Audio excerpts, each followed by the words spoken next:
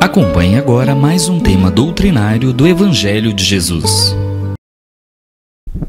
Bom dia, sejam muito bem-vindos.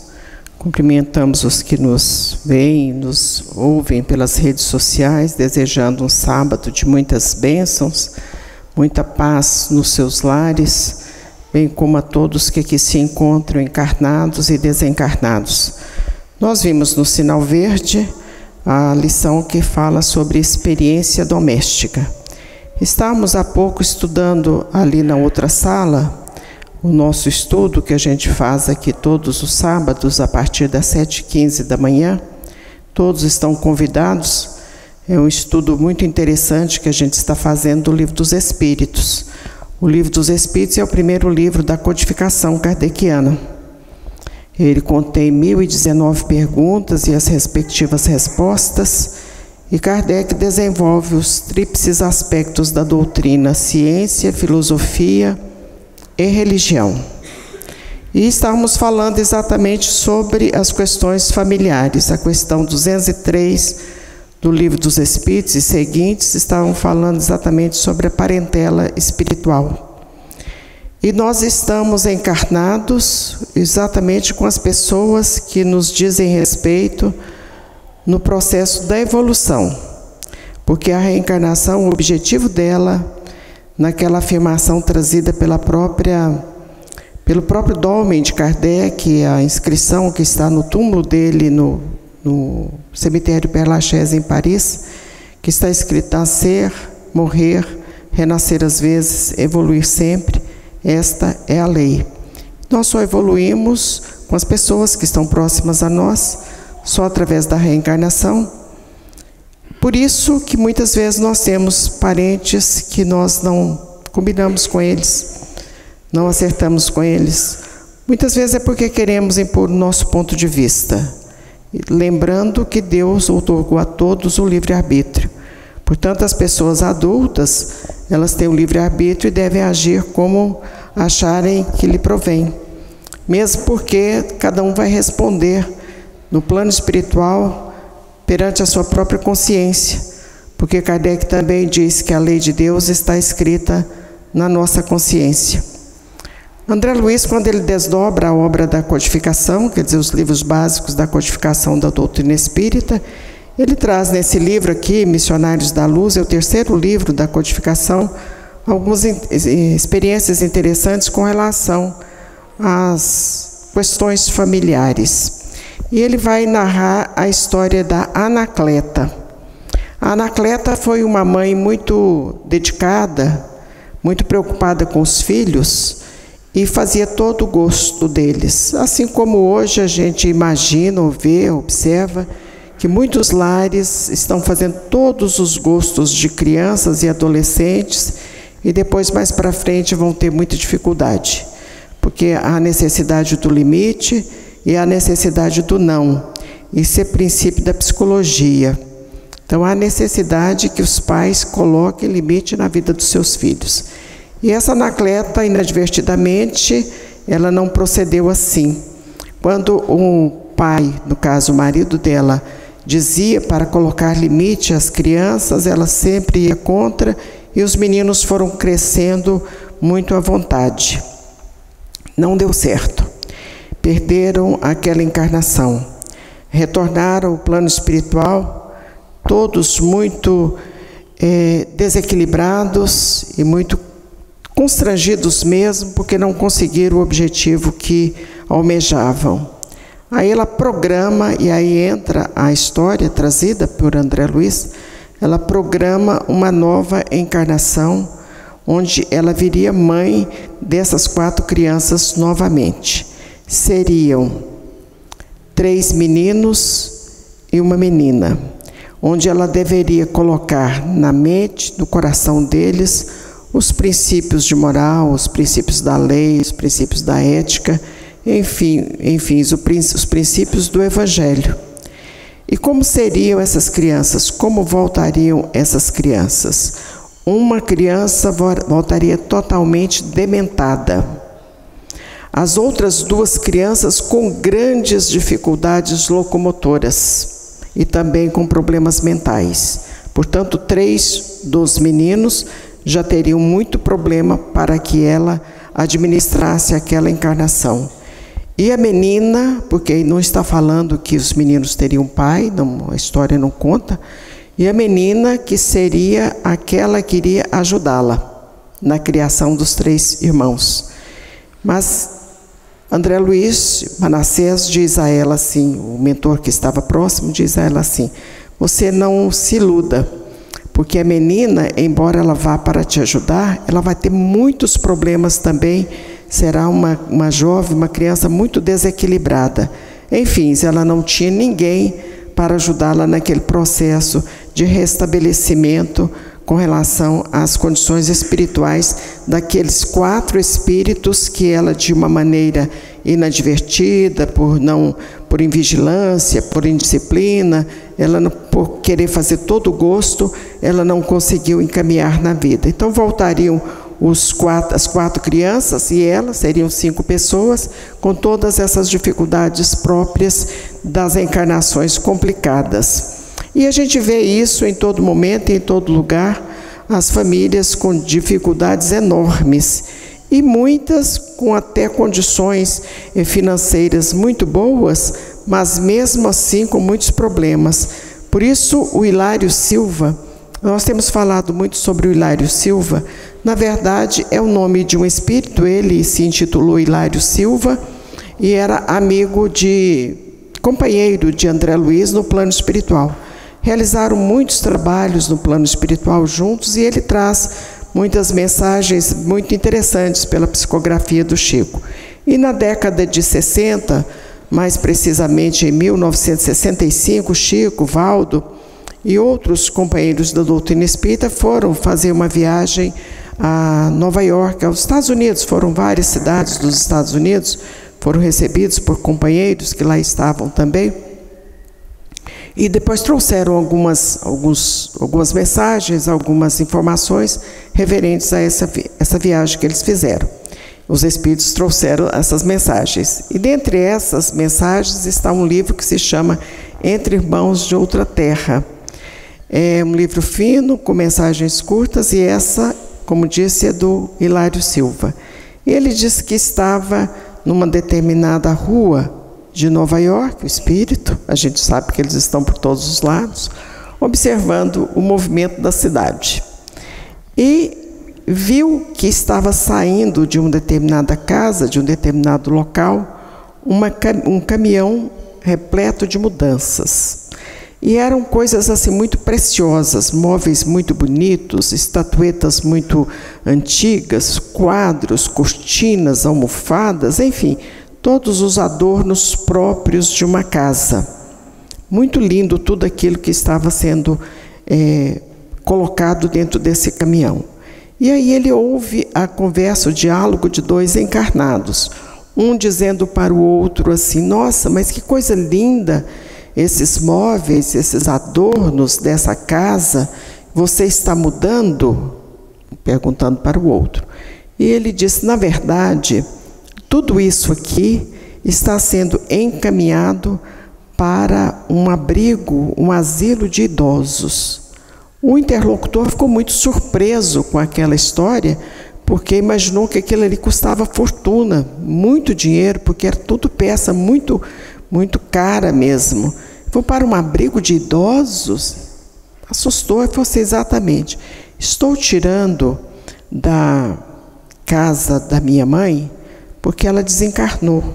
Esses móveis já eram da mãe dela, portanto da avó. Móveis de família, tudo isso é coisa de tradição de família. Mas quando a minha mãe desencarnou, as minhas 2 irmãs entraram num litígio, numa briga muito grande por conta desses móveis. Ao ponto dos meus 2 cunhados irem a vias de fato, quer dizer, brigaram mesmo, foram agressões físicas mesmo.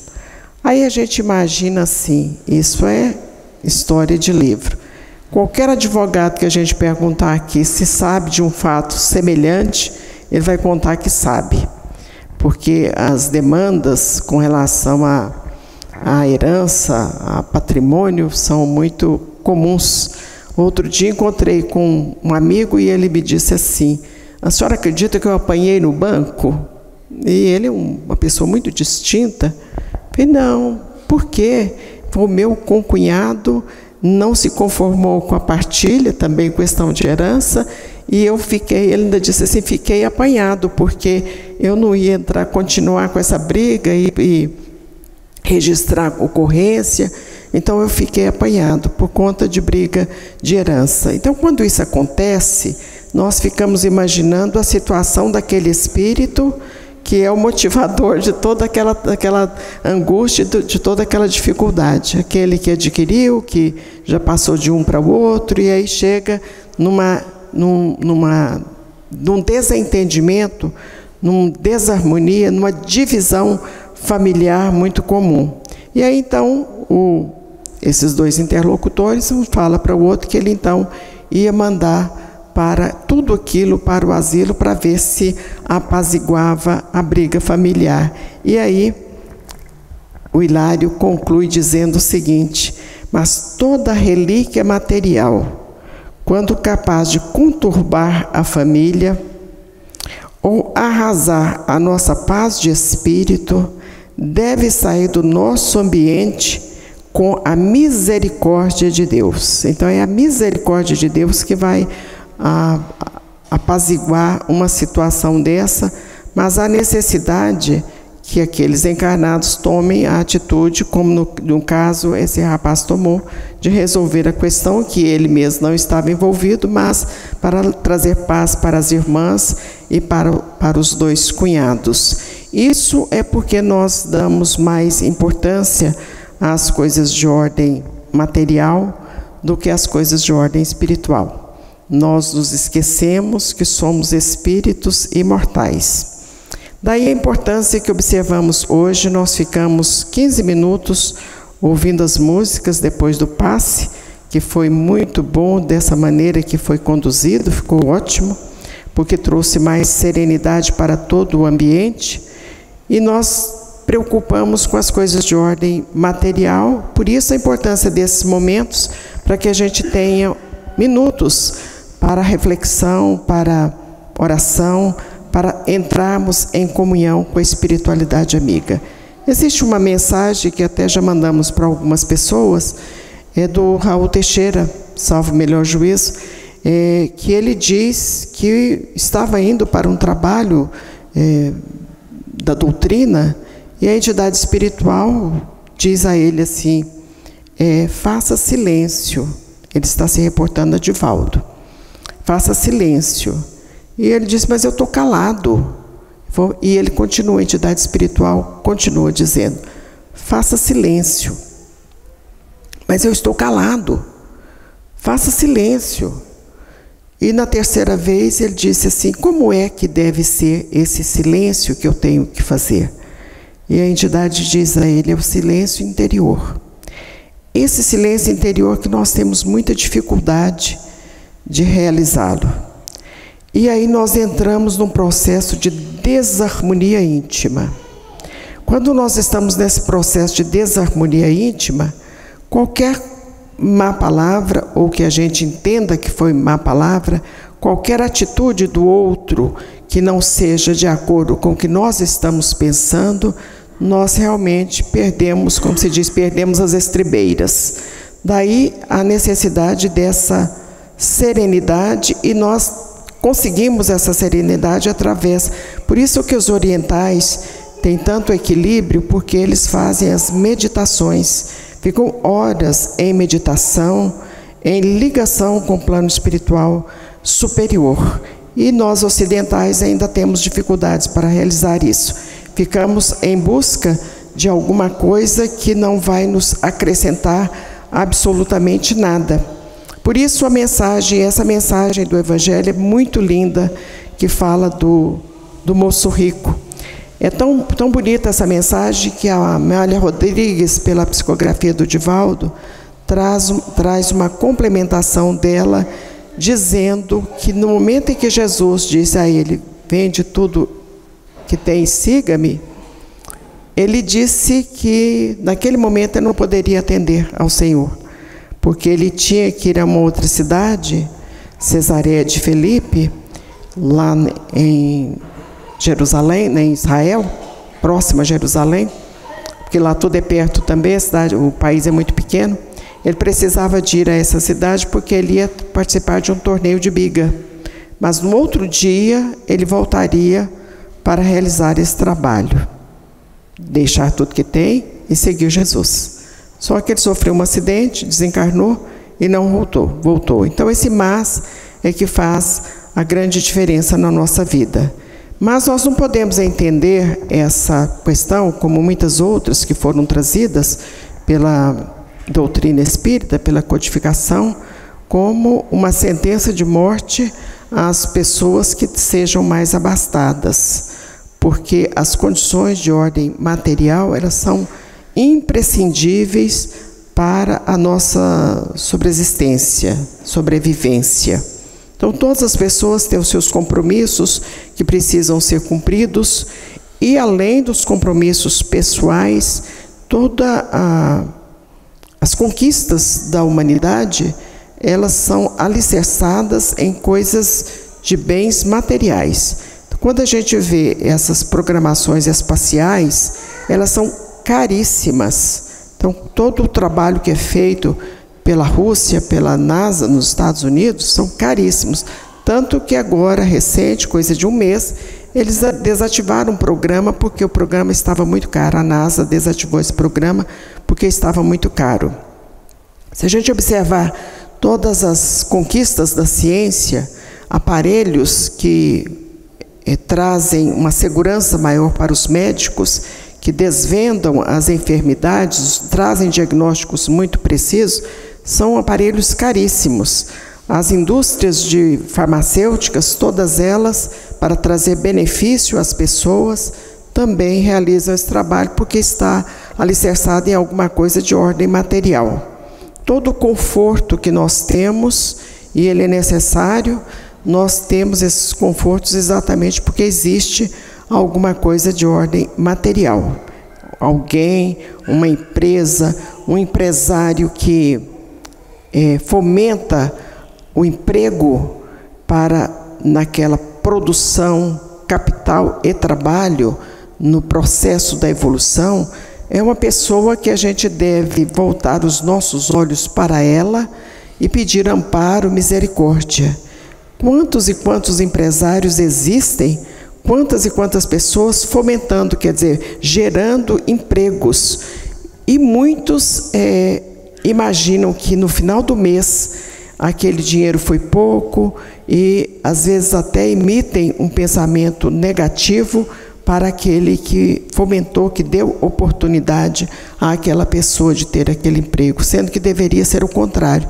Todas as vezes que receber o salário, graças a Deus, eu tenho um emprego e eu fulano de tal ou outras pessoas que me deu essa oportunidade, e agradecer do fundo da alma mesmo aquela pessoa que está nos dando a oportunidade da dignidade da vida através do trabalho. Então, tudo que existe, a gente está vendo aí as situações do Brasil com tantas dificuldades. Por quê? Porque está faltando dinheiro. Não vamos entrar no mérito, porque está faltando, mas está faltando dinheiro. Aí não tem dinheiro para educação, não tem dinheiro para saúde, não tem dinheiro para segurança, e nós sabemos todos esses transtornos. Quem sofre é toda uma população. Então, as questões de ordem material, elas são necessárias. Agora, a gente não pode ser possuído por elas. É diferente, porque nós queremos possuir. E o Chico dizia que rico não é aquele que mais tem, é o que menos necessita. E é verdade, porque quando a gente chega no momento da vida que a gente conclui que não precisa de mais nada, olha o tanto que a vida ficou boa. E eu assim conclamo muitos que aqui estão a começarem a pensar, eu não preciso de mais nada. Se a gente pensar, por exemplo, que na casa que já tem a geladeira, já tem a cama, tem o fogão e outras coisas mais, então a gente não precisa de outro. Ah, mas tem uma geladeira ou uma televisão mais nova, mais moderna, sempre haverá um celular mais como diz a moçada, é mais top, sempre haverá. Então nós vamos ficar correndo atrás de alguma coisa, porque a hora que a gente comprar esse já tem outro. Mas se a gente chegar à conclusão que o que a gente tem é o suficiente, olha o tanto que a vida ficou boa. Se a gente chegar à conclusão que o tanto de roupa que a gente tem, sapato e outras coisas mais, dá para essa encarnação, olha o tanto que a vida ficou boa. Por isso o Chico dizia, não é o que mais tem, é o que menos necessita. E nesse sentido, a codificação também vai trazer a mesma informação. Porque Kardec pergunta aos imortais, questão 922 do Livro dos Espíritos, o que é preciso, o que o homem precisa para ser feliz? A pergunta é essa, o que precisa para ser feliz? Porque todo mundo quer ser feliz. Mas aí a gente pensa assim, nossa, mas essa viagem de navio é que vai me dar felicidade. Engano, porque viagem de navio nunca fiz, mas eu imagino que deve ser muito monótono aquilo ali. Mas tem gente que deseja, né? Vai viajar de navio, vai voltar, porque não vai ficar morando no navio, e vai voltar e a vida vai continuar do mesmo jeito, os mesmos problemas, com os mesmos filhos, a mesma sogra, o mesmo marido, a mesma coisa, não vai mudar nada. Então a gente sempre imagina que alguma coisa que a gente não tem é que vai nos trazer feliz. Por isso é que Kardec perguntou, o que seria a felicidade? E os espíritos sábios, porque a gente tem que se lembrar, nós temos que nos lembrar da codificação que é assinada por aquela pleiade de espíritos, aquele conjunto de espíritos iluminados, sob o comando do Espírito Verdade, que é o próprio Senhor. E aí eles vão dizer assim, no aspecto material, é a posse do necessário. Não falou que a gente tem que ter uma televisão maior do que a que a gente tem, que é isso que vai trazer a felicidade. Porque se fosse assim, pessoas que têm muito, muito, muito dinheiro seriam plenamente felizes.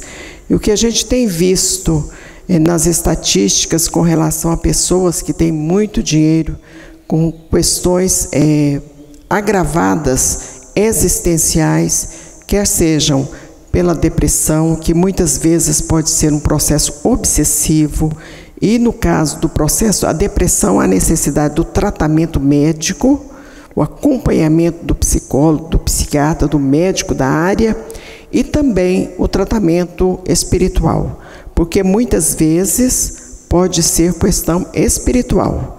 Por isso, há muito tempo, nós tivemos um médico aqui, trazendo umas considerações, fez um seminário sobre mediunidade, e ele é psiquiatra, e quando ele disse que, quando começou o curso dele, ele foi perguntar ao professor, como é que ele fazia para identificar o que seria problema mental e problema de mediunidade. O professor era espírita. Na verdade, até o doutor Delfino. E aí o professor disse a ele assim, uai, bem mineiro, né? Uai, eu também não sei.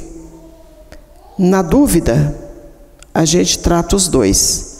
Portanto, trata com o médico e trata no centro espírita. Ele também não sabe. Na dúvida, a gente trata os dois. E aí, então, as pessoas, muitas vezes, com muito dinheiro, elas têm muitas dificuldades. Não quer dizer que as que têm um pouco não tenham dificuldade, todas têm, mas a orientação, o encaminhamento é sempre esse.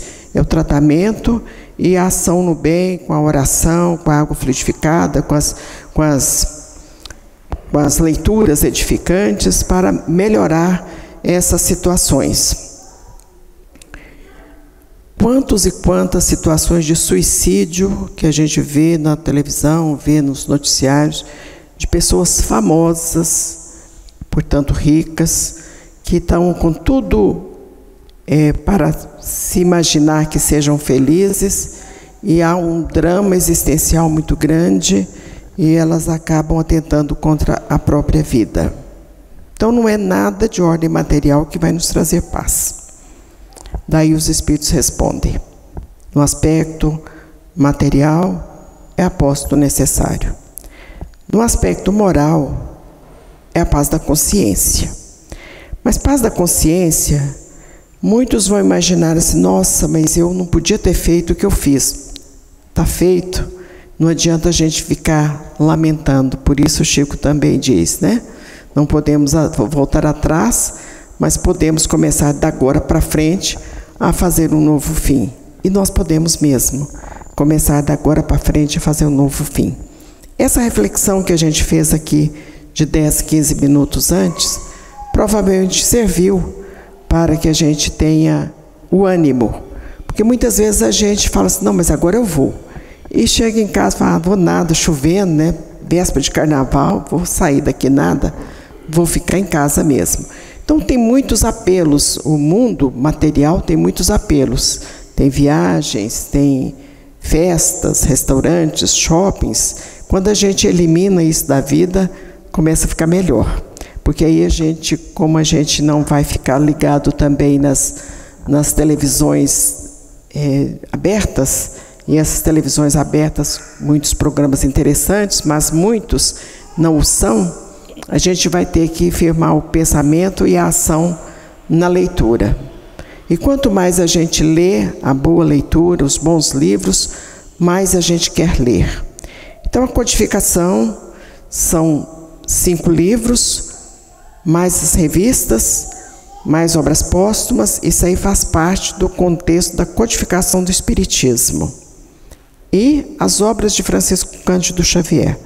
São mais de 400 livros da obra de Francisco Cândido. Nós vimos, por exemplo, a história da Anacleta aqui que acabamos de narrar. Mas existe uma outra história que talvez mensure e nos dê o entendimento de como funciona o plano espiritual no reflexo da nossa vida. Era um senhor que também chegou nesse local onde estava o André Luiz e esse Manassés, e ele começa a conversar com o Manassés e dizendo a ele assim: o meu mapa reencarnatório está pronto? Muitos devem ficar surpresos. Mapa reencarnatório?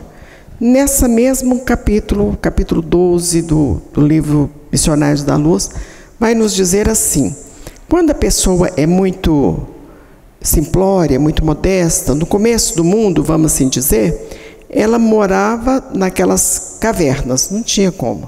Depois, com o tempo, foi melhorando e foram feitas aquelas choupanas de pau a pique, forrada de folha de coqueiro. Depois vieram os tijolos de barro, foi melhorando. Hoje tem cimento, tem viga de concreto, tem porta de blindex e outras coisas mais, casas belíssimas. As primeiras eram feitas com as condições da natureza ali, tirou uma folha de coqueiro e cobriu lá. Hoje não, precisa de um engenheiro, precisa de um calculista, precisa de um arquiteto, daqui a pouquinho precisa de um decorador também, para que a casa fique realmente muito agradável. De igual maneira, falando aqui nessa lição, de igual maneira também as pessoas, quer dizer, no começo é mais rudimentar. À medida que nós vamos aprimorando, nós vamos querendo também uma forma mais precisa, melhor, para desenvolver o nosso espírito. Aí a gente imagina assim, melhor, então tem que ser muito bonita, tem que ser muito inteligente, e todas as coisas que a mídia considera como uma pessoa bonita e bem-sucedida. E esse senhor diz assim: então meu mapa está pronto? Vou tá. E esse Manassés já completa, dizendo: fiquei muito feliz de você ter acatado a minha sugestão de você vir com uma deficiência na perna. Porque através dessa deficiência na perna, você terá mais condições de evoluir espiritualmente. Aí a gente fica imaginando: nossa, mas não era para nascer bonito? Bonito para o espírito. Porque através daquela dificuldade é que ele vai ser mais humano, mais caridoso, mais benevolente, enfim, ele vai evoluir mais. Nós sempre imaginamos que é corpo, não é corpo, é espírito. E aí ele pergunta assim: quanto tempo eu vou ficar encarnado com esse problema, né? Vai doer demais essa perna, vai ter muitos problemas, vou ter que sempre ir ao médico, aquela coisa toda. Quanto tempo eu vou ficar encarnado? Ele falou assim, no mínimo 70 anos. Não me volte aqui antes desse prazo. Aí a gente fica pensando assim, nossa, mas 70 anos? 70 anos é muito pouco, né? Para a eternidade é muito pouco tempo. Então, muitos de nós estamos com aquele nó cego na vida, né? Seja ele qual for, cada um deve ter o seu aí, ou vários. A gente tem que pensar que isso faz parte do processo da nossa evolução espiritual. E só a doutrina espírita nos responde dessa maneira. Por isso, a beleza e a bênção da doutrina espírita nas nossas vidas. Que Jesus nos abençoe. Muita paz. Nós continuamos buscando a presença da espiritualidade amiga, pedindo as bênçãos para todos que aqui se encontram, encarnados, desencarnados, pedindo amparo para todo o Grupo Espírita Mensageiros da Luz, com todas as nossas unidades e frentes de trabalho, para o nosso congresso que será realizado, está sendo realizado, começa a ser realizado hoje, os nossos pedidos de bênçãos para todos que lá estão, 3.000 pessoas que estão lá no congresso, os nossos palestrantes, os organizadores, que a gente sabe o tanto que se dedicaram a esse trabalho. Mas vamos pedir para a nossa casa, vamos fazer as nossas irradiações para o nosso lar, pedindo a misericórdia, especialmente para aquela pessoa mais aflita, enferma, envolvida na drogadição, na depressão, na obsessão, qualquer que seja a aflição da nossa casa. Vamos pedir agora a espiritualidade amiga, Dr. Bezerra de Menezes, para interceder junto a Jesus para que essas dificuldades possam ser amenizadas.